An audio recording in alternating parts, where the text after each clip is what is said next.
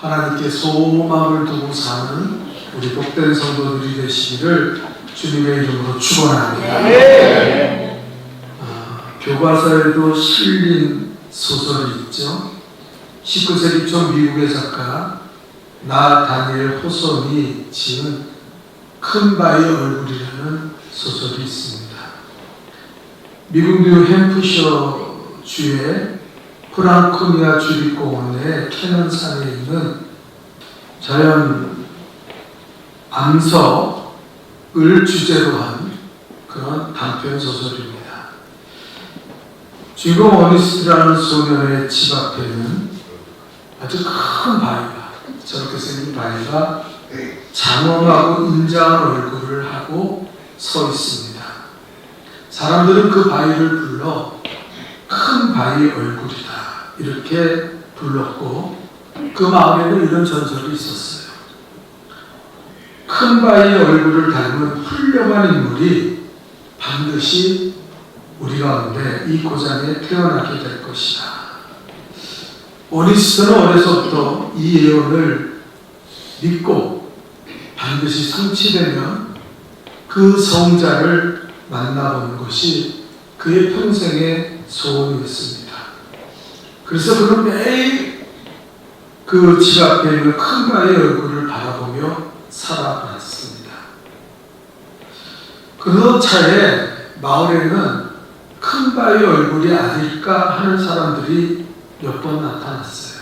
처음에는 억만장자 부자가 나타났는데, 이 사람은 사실 인색하기 짝이 없는 장사꾼이었습니다. 다음에는 장군이 나타났는데 무자비한 무인에 지나지 않았습니다. 또 다음에는 정치가가 나타났는데 웅변은 잘했지만, 말은 잘했지만 그건 단지 사람들을 끌어들이기 위한 수단에 불과했습니다. 천하제일가는 시인도 나타났지만 그 역시 그가 읊고 있는 시보다는 더 나은 삶을 살지 못했습니다. 어니스트는 백발이 성성한 노인 목사가 되어 사람들 앞에 설교하게 되었습니다. 선양을 비칠 때 어니스트가 사람 앞에 설교할 때 사람들은 그의 얼굴을 보면서, 야, 저 어니스트가 큰 바위 얼굴을 하고 있구나 하는 것을 깨닫게 되었습니다. 인자하고 그리고 장엄한 그 얼굴을 갖는 사람이 바로 어니스트라는 사실을 모든 사람은 알게 되었습니다. 이 어니스트는 하나님을 향한 사랑과 이웃을 향한 자비의 삶을 가지고 모든 사람에게 존경을 받으며 살고 있었습니다. 드디어 한 시인이 외쳤습니다. 보시오, 저기서 설교하고 있는 저 어니스트 목사님은 바로 우리가 기다리던 큰 바위의 얼굴을 가진 사람입니다. 그렇게 외치고 마을 사람들은 자기들이 바라던 그 예언이 이루어졌음을 기뻐했다. 그것이 바로 큰 바위의 얼굴이라는 소설의 내용입니다. 일생을 어니스트는 그 바위를 바라보며 살아갔고, 그리고 그 장엄하고 인자한 모습을 사모하다 보니까 그의 얼굴이 그렇게 닮게 되었다는 내용이죠. 작가는 이 작품을 통해서 우리에게 하고 싶은 말이 있었습니다. 그건 뭡니까? 예수를 바라보고 예수를 사모하라. 그러면 너희도 예수님을 닮은 사람이 될 것이다. 이 이야기를 교훈적으로 하고 싶었던 거죠. 이것이 오늘 우리 본문의 말씀처럼 그리스도를 본받는 삶을 살아야 하는 성도의 모습입니다. 자, 5절을 우리 다시 한번 읽어볼까요? 우리 다 같이 읽어봅시다. 시작. 이제 인나와 위로의 하나님이 너희로 그리스도 예수를 본받아 서로 뜻이 같게 하여 주사. 그리스도를 본받아 너희가 그리스도와 하나 되는 마음, 너희가 그 하나 되는 역사를 이룰 것이다. 그래서 한 마음과 한 입으로 하나님께 영광을 돌리게 될 것이다. 그 이야기를 오늘 성경은 하고 있습니다. 나는 우리 복된 교회 성도들이 하나님을 닮아가는 하나님 백성다운 삶을 사는 거룩한 성도들이 될 수 있기를 주님의 이름으로 축원합니다. 돈 많이 버는 성도 되지 마세요. 건강해서 그저 오래 사는 그것도 좋지만 그걸 추구하며 살지 마세요. 어떻게 하면 예수님 닮아갈까? 어떻게 하면 예수님처럼 살아갈 수 있을까? 그 소망을 가지고 살아가는 저와 여러분이 될 수 있기를 주님의 이름으로 축원합니다. 오늘 하나님 백성답게 사는 성도 13번째, 하나님께 소망을 두고 사는 성도가 되어야 한다. 이 말씀으로 은혜 받기를 원합니다. 자, 오늘 본문 13절의 주제 말씀이 이렇습니다. 우리 또 13절 읽어볼까요? 시작. 소망의 하나님이 모든 기쁨과 평강을 믿음 안에서 너희에게 충만하게 하사 성령의 능력으로 소망이 넘치게 하시기를 원하노라. 아멘. 소망이 넘치기를 원하노라. 넘치는 삶이 성도의 모습이라는 거예요. 소망을 잃어버리면 더 이상 그리스도를 닮은 성도의 모습을 가질 수 없다는 거죠. 자, 하나님께 소망을 두고 살아가는 성도의 삶은 일어납니까? 1번입니다. 다 같이 읽어볼까요? 큰 목소리로 읽습니다. 시작. 기쁨과 평안이 믿음 안에서 충만하게 됩니다. 소망을 가진 사람은 특징이 있어요. 기쁨이 있어요. 그리고 평강이 넘치는 줄 믿습니다. 그러나 소망을 잃어버린 사람은 얼굴이 어두워요. 기쁨이 없어요. 그리고 마음에 늘 불안함을 가지고 살아간다는 거예요. 우리가 읽어온 오늘 본문 8절을 보면은 이렇게 말하고 있습니다. 우리 8절을 또 한번 읽어볼까요? 시작. 내가 말하노니 그리스도께서 하나님의 진실하심을 위하여 추종자가 되셨으니 이는 조상들에게 주신 약속들을 견고하게 하시고. 여기 오늘 본문의 말씀이 시작되는 말씀을 보니까 하나님 예수 그리스도께서 할례의 추종자가 되셨다. 이런 말이 있어요. 이 추종자라는 말은 디아코노스라는 말인데 종이다 또는 섬기는 자라는 의미입니다. 여러분, 그리스도는 할례를 받을 필요가 없는 분이에요. 할례라는 게 뭡니까? 하나님의 백성 되는 표식이에요. 그래서 이 할례를 받으면 이 사람은 하나님의 백성이고 하나님의 백성 되는 축복을 누릴 약속의 자녀라는 것을 뜻하는 거예요. 이미 하나님이신데 그가 할례를 받을 필요가 뭐가 있습니까? 그런데 오늘 본문에 보니까 하나님의 진실하심을 위하여 할례 받아. 그 말은 뭡니까? 하나님 진실하시고 하나님의 약속이 성취되고 이루어진다는 것을 우리에게 알려주시기 위해서 그분은 그 할례의 추종자, 종처럼 할례를 받으셨다는 거예요. 우리 할례를 받은 것이에요. 그래서 하나님은 우리와 약속하신 그 약속을 능히 이루시고 성취하신다는 그것을 견고하게 하셨다고 오늘 성경은 말씀하고 있습니다. 이 소망의 견고함을 우리에게 보여주시기 위해서 주님은 할례를 받으셨다는 거예요. 우리는 유대인들처럼 실질적인 할례를 받는 것이 아니지만 영적 할례자인 줄 믿습니다. 그래서 하나님의 인치심을 받고 하나님의 약속의 자녀가 되어 하나님이 예비하신 축복을 우리는 누리며 살아갈 수 있다는 거예요. 예수님이 그 첫 열매가 되셨다는 거예요. 우리는 하나님의 자녀됨의 소망을 잃지 않고 살아야 될 줄 믿습니다. 자, 하나님의 자녀가 되는 소망은 구체적으로 무엇을 의미합니까? 한번 우리 다 같이 1번, 가로 1번 읽어볼까요? 시작.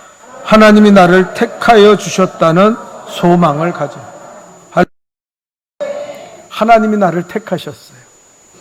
하나님이 나를 택하셨어요. 이 소망을 잃어버린 사람들이 얼마나 많은지 몰라요.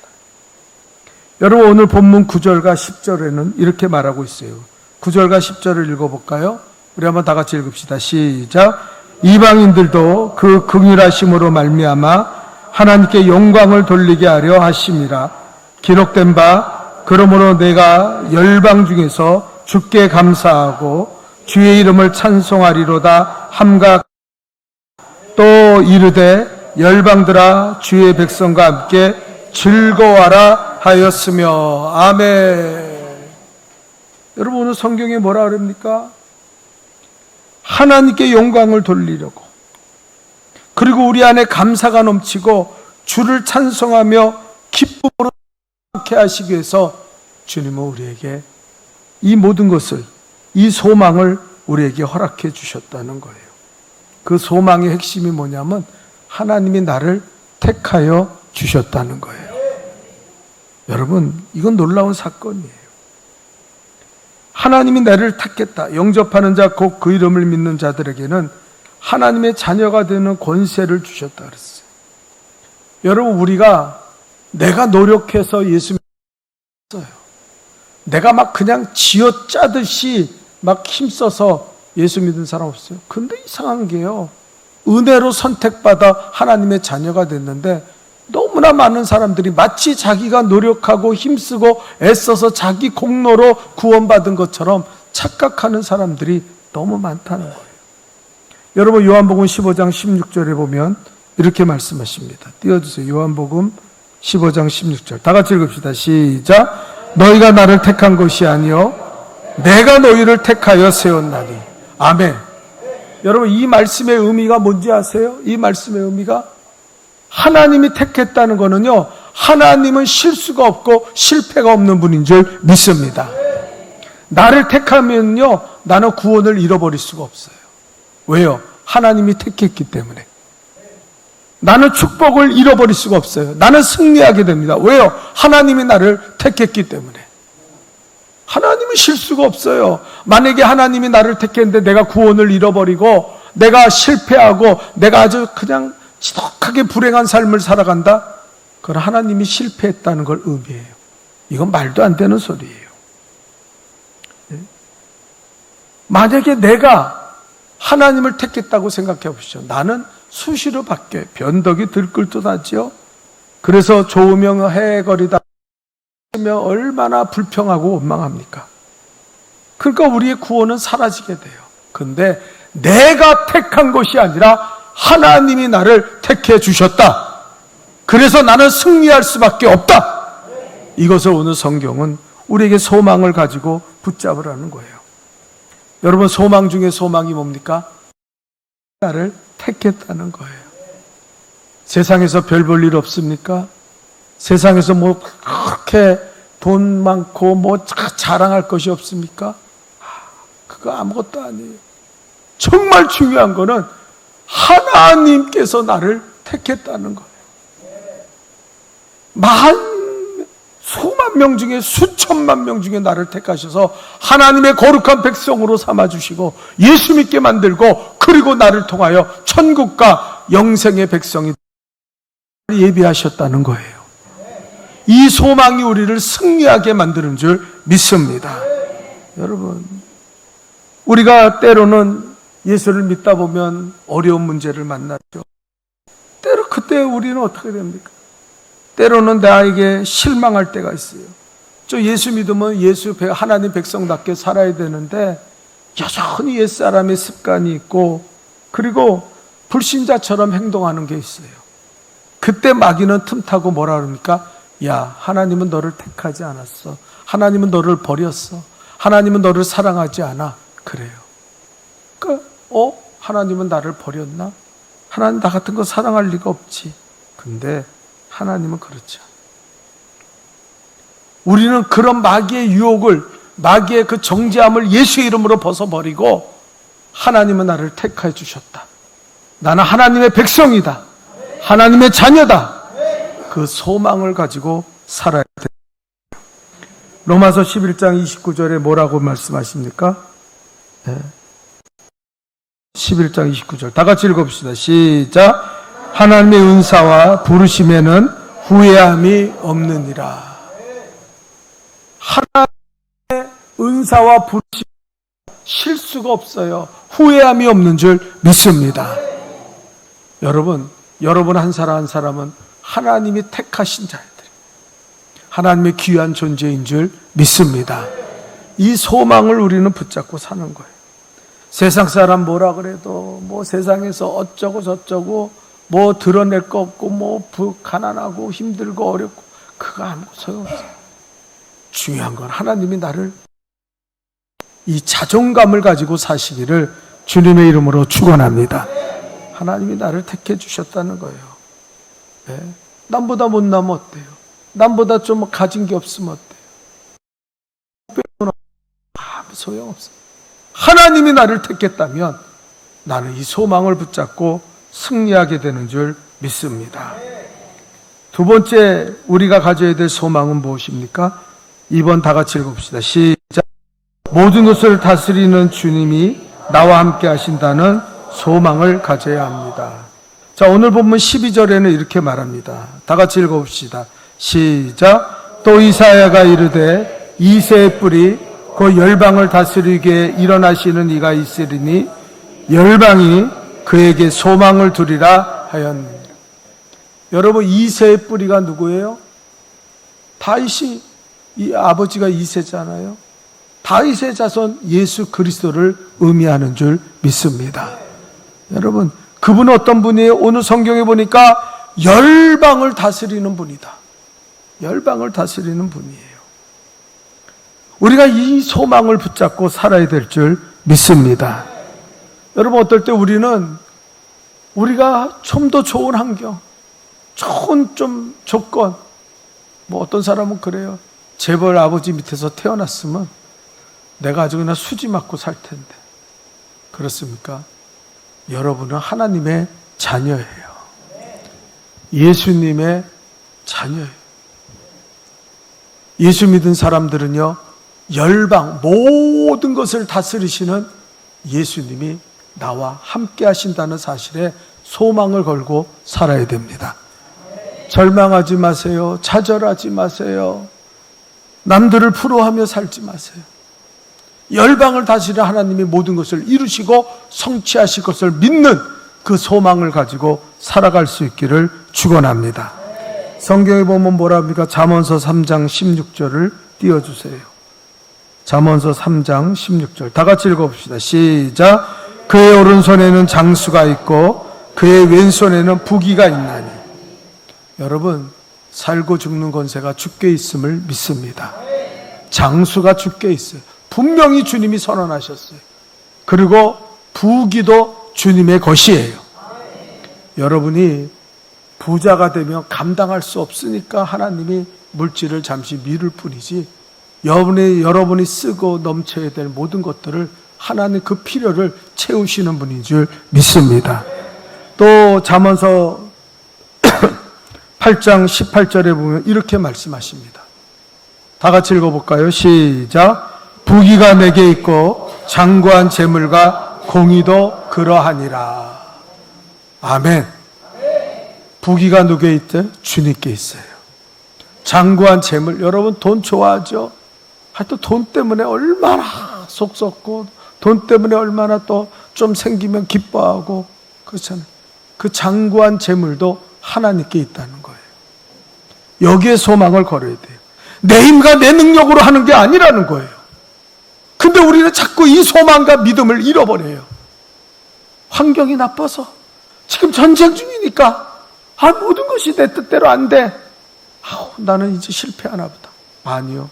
하나님이 모든 것을 다스린다고, 예수님이 열방을 다스린다고 오늘 말씀하고 계시는 줄 믿습니다. 하나님이 나를 지켜주시면 누가 나를 건듭니까? 옛날에 제가 몇 번 얘기했지만 우리 집사람 친구 집사님이 이런 고백을 하더라고요. 우리 집사람한테 전화 와서 너무 신기한 일을 겪었다는 거예요.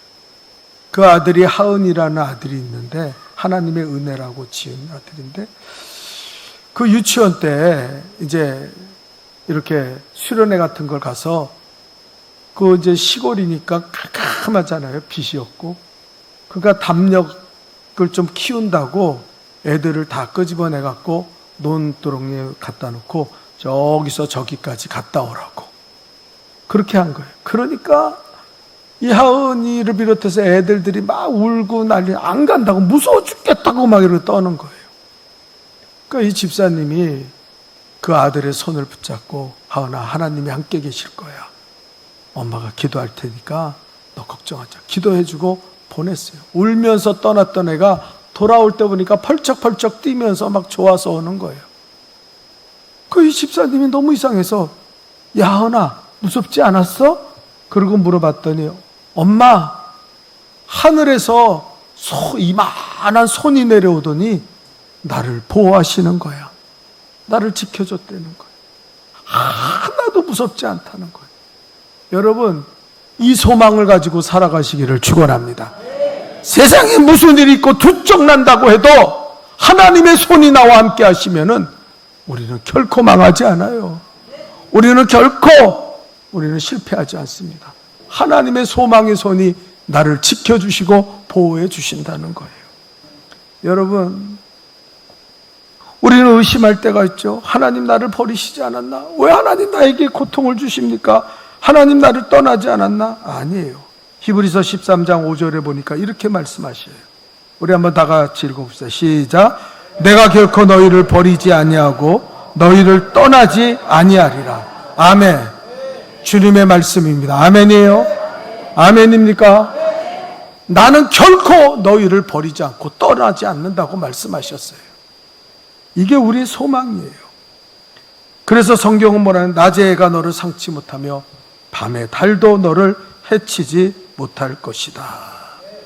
모든 것을 다스리시는 그 하나님의 능력이, 예수 그리스도가 우리와 함께 하심을 소망을 갖고 붙드시기를 주님의 이름으로 축원합니다. 세 번째입니다. 어떤 소망을 가져야 됩니까? 다 같이 읽어봅시다. 시작.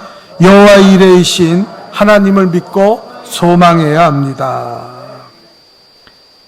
하나님은요, 우리를 위해 모든 것을 예비하고 계셔요. 설마? 아니요, 진짜예요. 여러분을 위해서 모든 것을 예비하고 계세요. 저도 지나온 세월을 돌아다보면 모든 것을 하나님이 예비하고 있었어요. 어떨 때는 실패하고 고난 가운데 있는 그 상태가 하나님이 내게 주신 축복이라는 걸 나중에 깨달을 때가 많아요. 여러분, 힘들고 어려울 때 우리는 자꾸 하나님을 의심하지만 아니에요. 여호와 이레의 하나님은 모든 것을 준비하고 있어요. 여러분, 아브라함을 생각해 보세요. 독자를 바쳐라. 이게 말이 됩니까? 100세여 얻은 아들, 눈에 넣어도 안 아픈 아들, 걔가 죽는다면 내가 대신 죽어야 될 그 아들을 바치라 할 때 얼마나 큰 시련이에요. 얼마나 큰 고난입니까? 아브라함의 심정이 다 녹아지고 사라는 무너졌을 거예요. 이런 일이 생길 수 있어? 그랬을 거예요. 그런데 하나님께서는 그 일을 통해서 아브라함의 복의 근원이 되게 하시고 양을 그 나무에 걸리게 하셔서 그 양으로 여호와 이레의 제물을 준비하셔서 거룩한 제사를 드릴 수 있도록 도와주셨어요. 우리가 볼 때는 캄캄합니다. 아니요. 하나님은 그것을 통해 우리를 축복하시려고 준비하고 계신 줄 믿습니다. 그 준비하고 계시다는 거예요. 그 성경은 말해요. 마태복음 6장에 무엇을 먹을까 마실까 염려하지 마라. 여러분, 염려하지 마세요. 공중의 새와 들의 풀까지도 이쁘시고 기르시는 하나님이, 따라합시다. 너희일까 보냐. 너희는 그것보다 훨씬 귀한 하나님의 택함 받은 존재인데 하나님께서 왜 준비하시지 않느냐, 그렇게 말씀하고 있는 거예요. 제가 삼남년의 감독을 지내신 김필수 감독님의 교회에 그 비전교회라고 하는데 거기에 부흥회를 갔어요. 그래서 부흥회를 하는 동안 이런저런 이야기를 하는데 그분이 자기가 담임하고 있는 군산 비전교회가 어떻게 세워졌는지 저한테 간증을 하시더라고요. 교회를 건축하려고 이렇게 기도하던 중에 하나님이 보여주신 땅이 있어서 그 땅을 사려고 했다는 거예요. 1200평이에요. 그래서 그 부지를 사야 되는데 돈도 없고, 또 하나는 그 주인이 절대로 땅을 안 판다고 그렇게 선언을 했다는 거예요. 아파트에서도 살려고 그러고 여러 사람들이 찾아가서 좀 개발을 하려고 그러는데 절대 땅을 안 판다는 거예요. 이분이 일산에 살고 있는데 이 목사님이 그래서 한번 좀 설득해야겠다. 중직들과 같이 일산까지 그 주인을 찾아갔어요. 남편 돌아가시고 그 부인 혼자 있는데, 그리고 그분을 찾아가서 그 땅을 좀 팔아. 뭐에 쓰려고 그러냐 그래서 여기다 좀 기도하는, 선교하는, 전도하는 교회를 세우려고 그랬다고. 그랬더니 그 말을 듣더니 이 권사님이 막 눈물이 글썽글썽해가지고 안방으로 들어가서 통곡하며 울더래. 그러니까 이 목사님이 내가 뭘 잘못했나? 왜 울고 그래? 그리고 한참 울더니 나오셔서 그런 말을 하더래. 자기는 평생 남편과 함께 약사로 지냈는데 그 남편이 이제 60 가까이 됐을 때 어느 날 그러더래요. 여보, 나를 위해 한평생 살았다면 남은 세월은 저 주를 위해 살아야 되지 않겠냐고.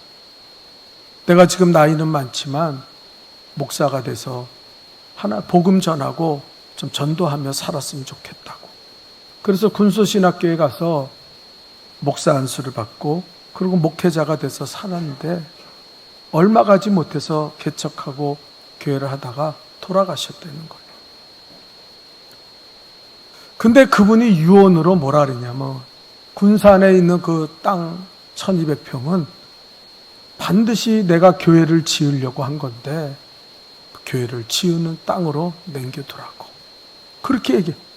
근데 이 목사님이 찾아오셔서 교회 부지로 좀 팔려고 그러니까 깜짝 놀란 거예요. 야, 하나님이 이렇게 역사하시는구나.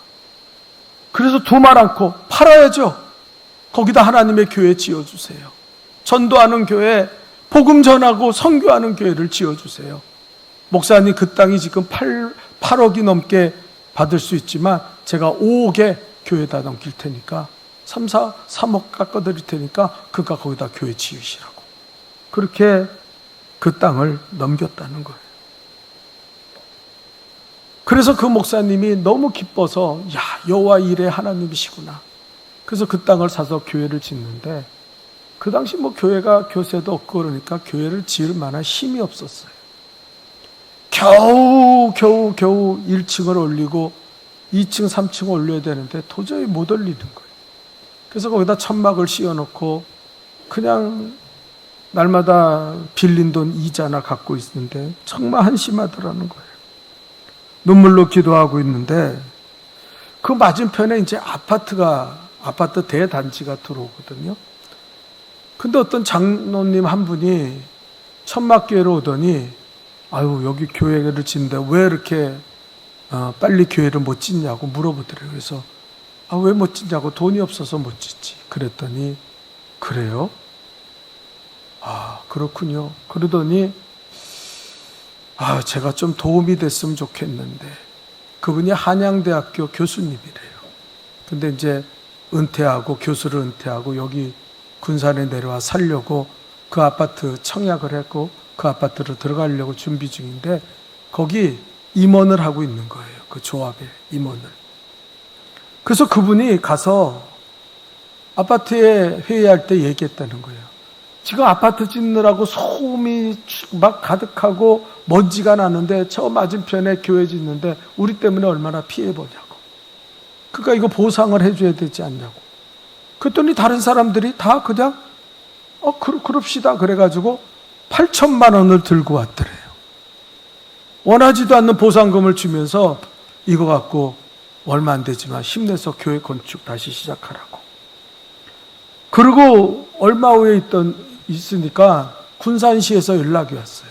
뭐라 하냐면은 그 교회가 지은 데가 논밭이었는데 여기에 옆에는 하천이 있으니까 거기다 구름다리를 만들고 여기를 서울의 청계천처럼 길을 내가지고 사람들이 공원으로 산책할 수 있게 그렇게 만들려고 하는데 교회에서 그 땅을 샀다는 얘기를 들었는데 우리한테 100평만 좀 팔면 안 되겠냐고. 왜 안 되냐고. 그렇지 않아도 교회 길 놔야죠. 다리 세워야죠. 그래야 하천을 건너죠. 그런데 그걸 다 세워준다는 거예요. 너무 좋아서 100평 거저도 줄 텐데 사시라고. 그랬더니 얼마에 연락 왔는데 통장 보시라고. 거기다 땅값 넣었으니까 6억이 들어왔대요. 그래가지고 그 6억 갖고요 교회를 다 세웠어요. 그러면서 이 감독님이 저한테 그 얘기를 하는 거예요. 우리 교회가 여호와 이레의 축복으로 세워진 교회라고.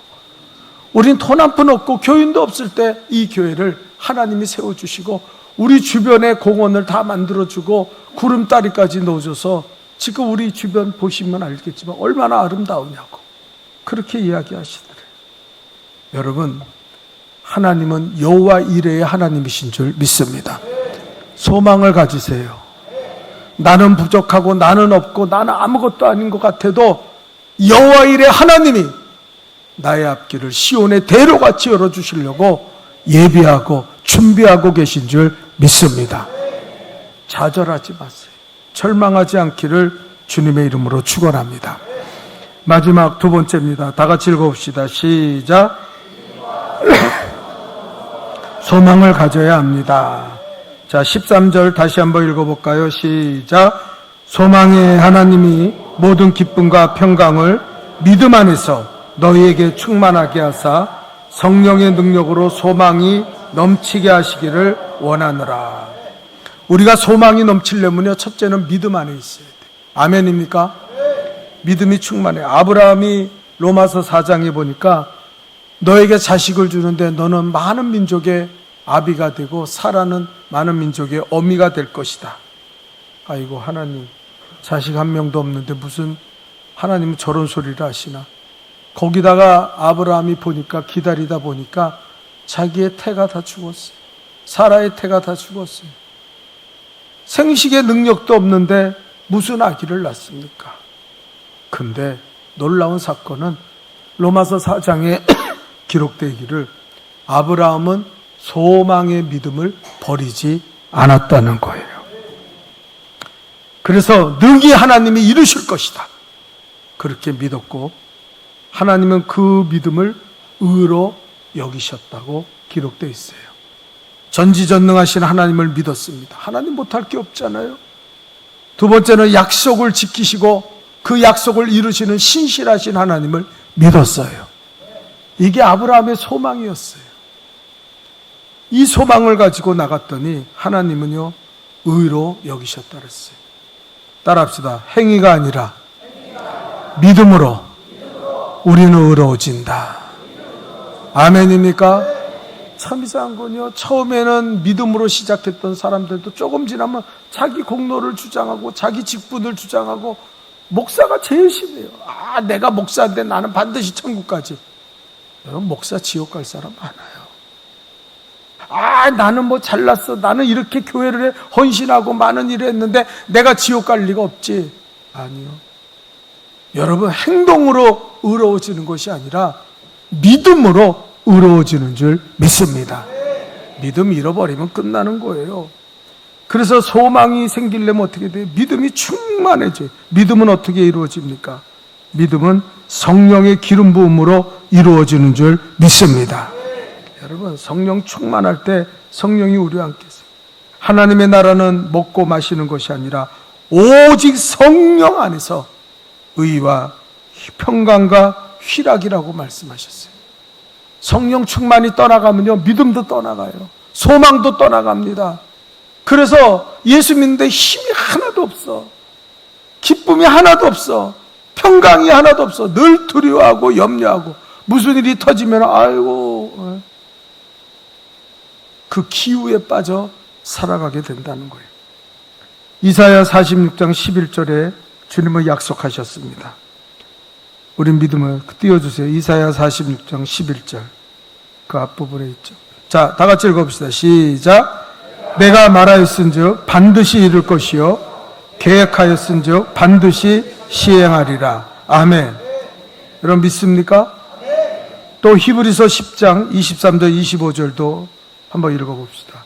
다 같이 시작. 또 약속하신 이는 미쁘시니 우리가 믿는 도리의 소망을 움직이지 말며 굳게 잡고 서로 돌아봐 사랑과 선행으로 격려하며 모이기를 패하는 어떤 사람의 습관같이 하지 말고 오직 권하여 그날이 가까움을 볼수록 더욱 그리하자.